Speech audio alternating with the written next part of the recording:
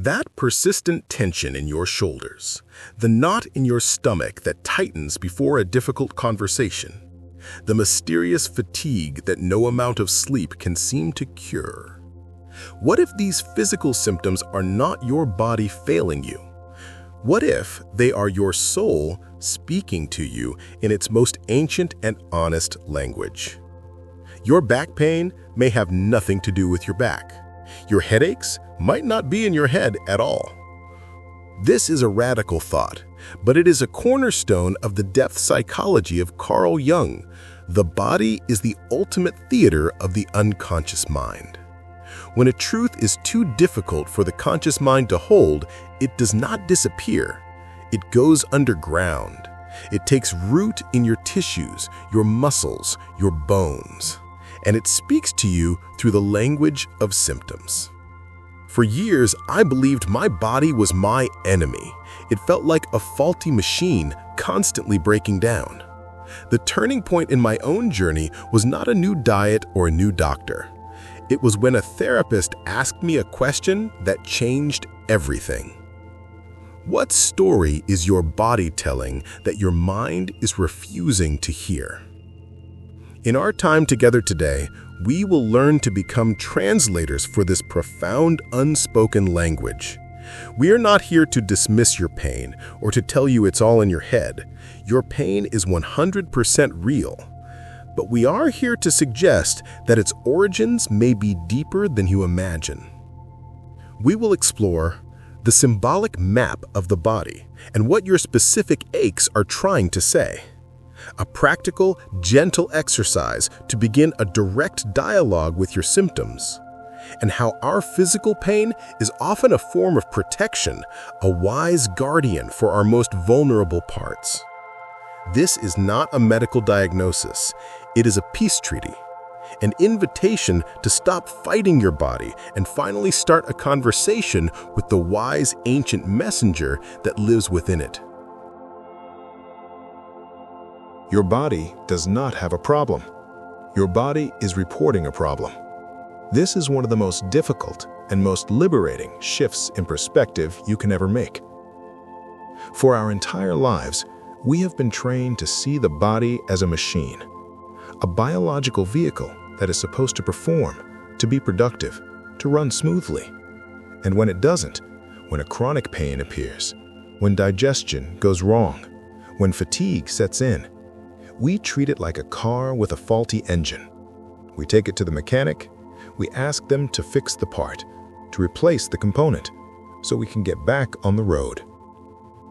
We have been taught to relate to our bodies as an employee in the corporation of our ego. Its job is to serve our ambitions, to carry out our plans. And when it fails to meet its performance metrics, we get frustrated. We feel angry. We feel betrayed. We think, why are you doing this to me? This is the very essence of the achievement-based mindset, applied to our own flesh and blood. We want our bodies to be another successful project, and a chronic, unexplained symptom represents the ultimate failure of that project. It is the collapse of our illusion of control. But what if the body is not a machine at all? What if it is a living, breathing, intelligent ecosystem that is constantly communicating with us? This is the heart of the Jungian and somatic worldview. It honors a process called somatization, not as a sign that it's all in your head, but as the psyche's last-ditch effort to get a message through when the conscious mind has refused to listen. The body becomes the theater of the shadow. All the emotions we were taught were unacceptable as children, our rage, our grief, our terror, they do not simply vanish when we suppress them. As Carl Jung taught, anything we push into the unconscious does not die. It simply goes underground. It takes on a new form, and very often that form is physical. The unspoken anger lodges in your jaw. The river of unshed tears pools in your chest, creating a shallow breath. The crushing weight of responsibility you never allowed yourself to complain about literally settles into your shoulders. As Jung himself said, the unconscious can also reveal itself in the body. I lived this reality for years without understanding it. My 20s and 30s were a constant battle with chronic digestive issues. I saw every kind of doctor, took endless tests, eliminated every food group imaginable. Nothing worked for long. I was exhausted and deeply demoralized. My body felt like a betrayer, a source of constant shame and limitation. I was at war with it. The peace treaty began not in a doctor's office, but in a therapist's chair. I was complaining yet again about my symptoms, and she listened patiently. And then she asked me that simple, terrifying question. What in your life right now are you unable to stomach? The answer landed not in my mind, but in my body, like a lightning strike. The answer was immediate, visceral, and undeniable. I was in a career that was slowly eating me alive. I was swallowing my own truth every single day. I was forcing myself to digest a reality that was, for my soul, indigestible. It was like trying to digest sand. My body wasn't failing. My body was succeeding brilliantly at telling me a truth my ego was too afraid to admit. It wasn't the problem. It was the perfectly functioning alarm bell. That single question did not magically cure my symptoms overnight, but it changed everything. It changed the question. I stopped asking, what is wrong with my body? And I started, for the first time, to ask, what are you trying to tell me? This is the paradigm shift. It is the movement from seeing your body as an object to be fixed to honoring it as a subject to be heard. It is the ultimate act of reclaiming the disowned parts of yourself, your shadow, not just from the mind, but from the very cells of your being. Your pain is not random noise. It is intelligence. It is a story, a biography of your unlived life written in the language of sensation. Pause for a moment. Where in your body do you feel a persistent whisper, a tension, an ache, a tightness? In the comments, simply write the name of that body part as an act of acknowledgement. My shoulders, my stomach, my head. Let us begin by simply naming the messenger. So if this is a language, how do we learn to translate it? If the body is a map of our unconscious, what are the landmarks? This brings us to the symbolic map of the body, the ancient wisdom that can help us begin to uncode these sacred messages. Your body is not a mechanic. It is a poet. It does not speak in the literal, logical language of the mind. It speaks in the rich, ancient language of metaphor. A symptom is not a broken part. It is a poem your soul has written upon your own skin. And to understand it, we must learn to read not with our minds, but with our hearts. This symbolic language is not random. It follows a deep, archetypal logic. While every person's story is unique, there are common themes, common territories in the landscape of the body where certain truths tend to gather.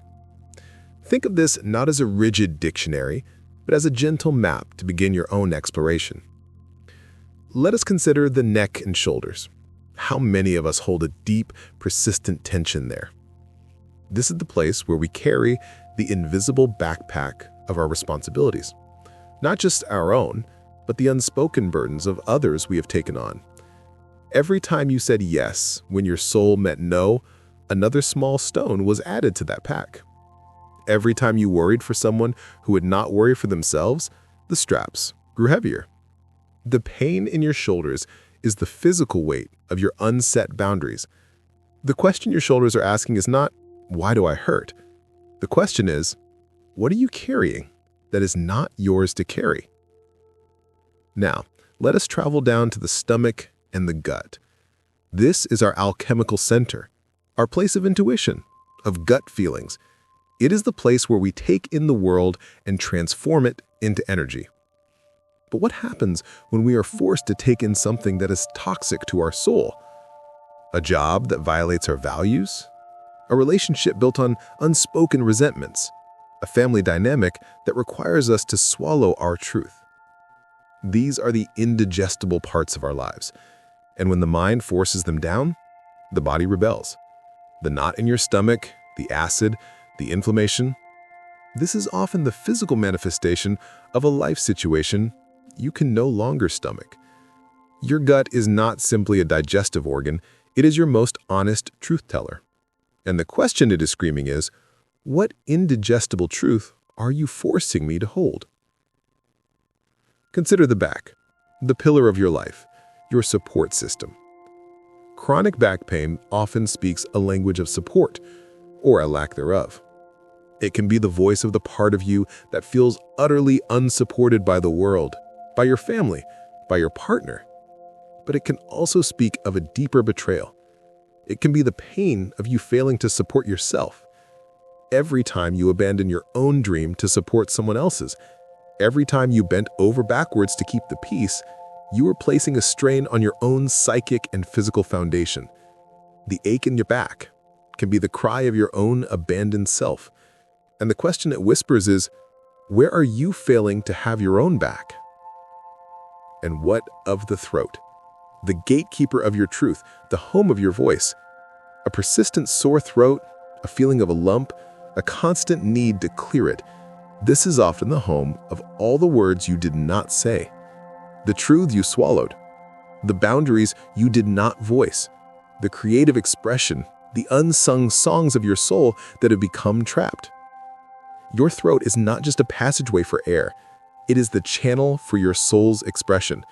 When it is chronically blocked, the question it is screaming is, what truth is dying to be spoken through me?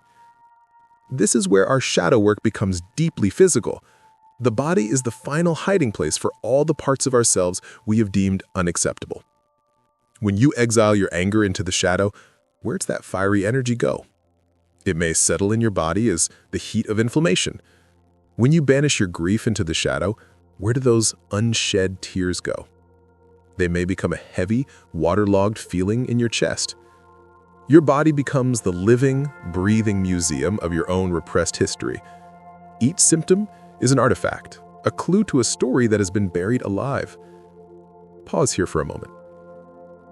Bring your awareness to one point of tension in your body. Don't try to fix it or change it. Simply listen. If that sensation could speak one single word to you right now, what would that word be? Freedom? No? Rest? In the comments, if you feel comfortable, share that one word. Let us witness the first whisper of the body's wisdom together. Seeing this map is the first step, but it is only the beginning. It shows us that these symptoms are not random mechanical failures. They are intelligent, meaningful messages. They are the desperate attempts of your deeper self to guide you back into alignment, back to a life that is more authentic, more honest, and more whole. Your pain is not a curse. It is a compass, a sacred internal guidance system pointing directly to the parts of your life that are calling for healing and attention. Your body is not betraying you. It is trying with every ounce of its energy to save you. But knowing the alphabet of this language is not enough. We must learn how to form sentences, how to have a full conversation. How do we move from simply translating the symptom to having a direct, healing dialogue with it? This requires more than a map. It requires a practice, an act of deep, somatic listening.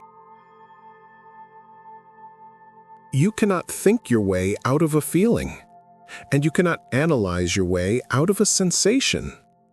The language of the body is pre-verbal. It is older than words. To communicate with it, we must step out of the noisy boardroom of the mind and enter the quiet, sacred space of sensation itself. This is where we adapt the powerful Jungian technique of active imagination into a somatic dialogue, a conversation not with an image in your mind's eye, but with a living truth held in your own body. The process is simple. It is gentle, and it is profoundly revealing. It has 3 steps. Step 1. Locate and describe. Find a quiet space where you can sit for a few minutes. Close your eyes and bring your full, loving attention to the physical symptom you wish to understand. Do not judge it. Do not wish it away. Simply become a curious, compassionate scientist. Describe it to yourself in great detail. Where is it located, precisely? What is its size, its shape? Is it hot or cold? Sharp or dull? Pulsing or constant? If it had a color, what would it be? If it had a texture, what would it feel like? You are not analyzing, you are simply witnessing. This act of pure, non-judgmental attention is the first step in building trust. You are signaling to your body that you are finally ready to listen. Step 2. Give it a voice. Now, you personify the sensation. You treat it not as an it, but as a you. You are going to have a conversation. You can do this in a journal, or you can speak the questions out loud. You might ask your tense shoulders, "What are you trying to tell me?" Or the knot in your stomach, "When did you first arrive?" Or the fatigue in your bones, "What do you need from me?"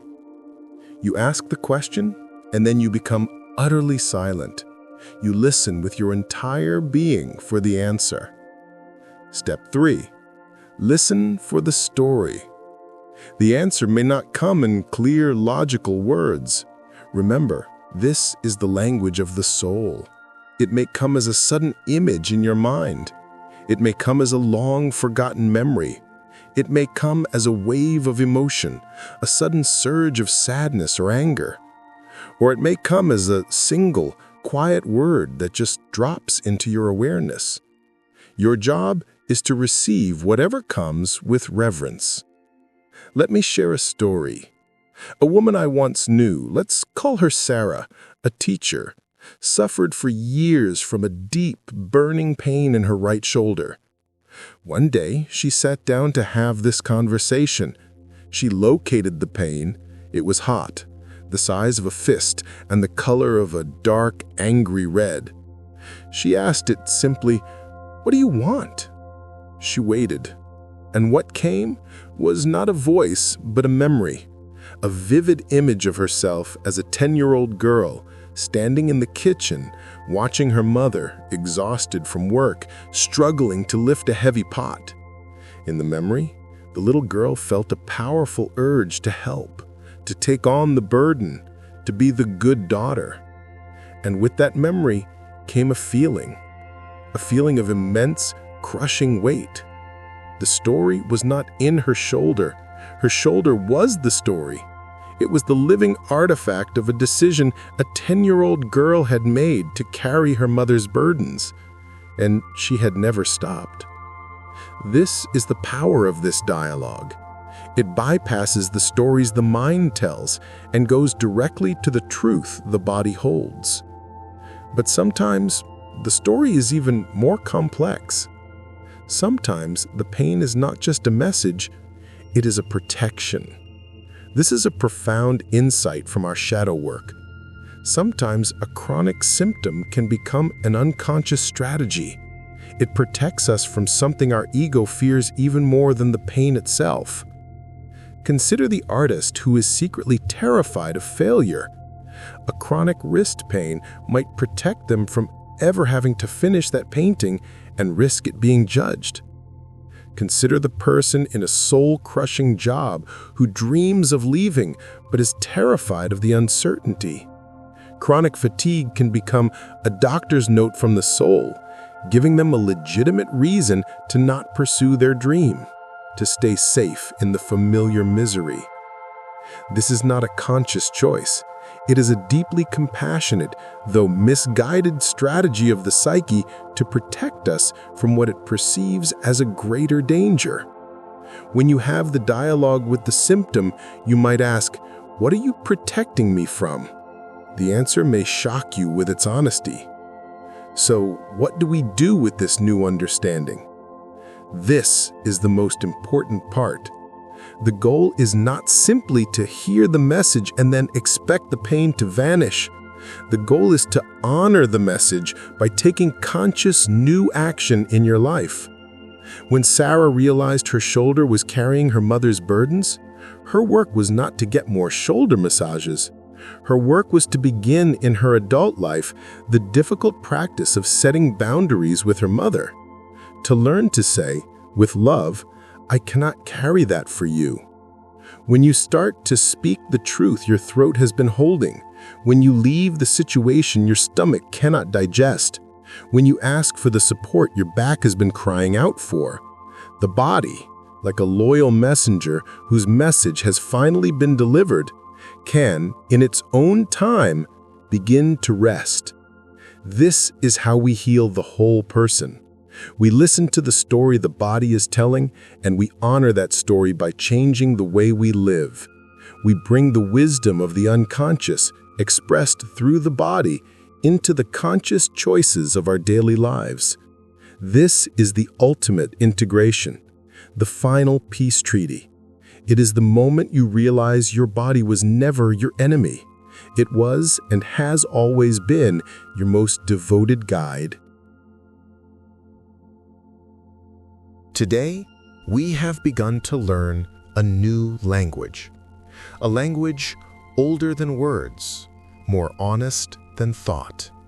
The sacred, symbolic language of the body.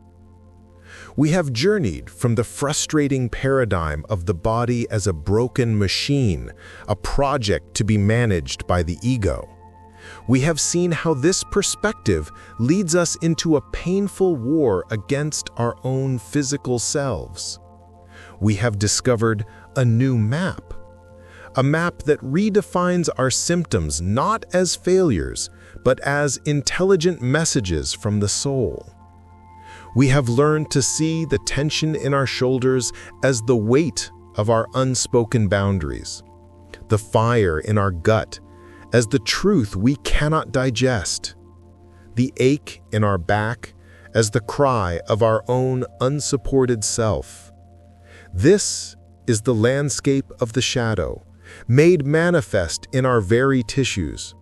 And most importantly, we have been given a key to this new map, a gentle three-step practice of somatic dialogue, a way to move beyond analyzing our pain and begin a compassionate conversation with it, to locate it, to give it a voice, and to finally listen to the story it has been holding for us for so long.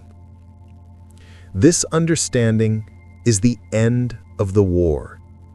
It is the peace treaty you have been searching for.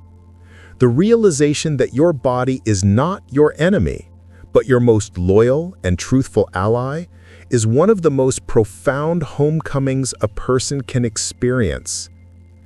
The work now is not to force the pain away.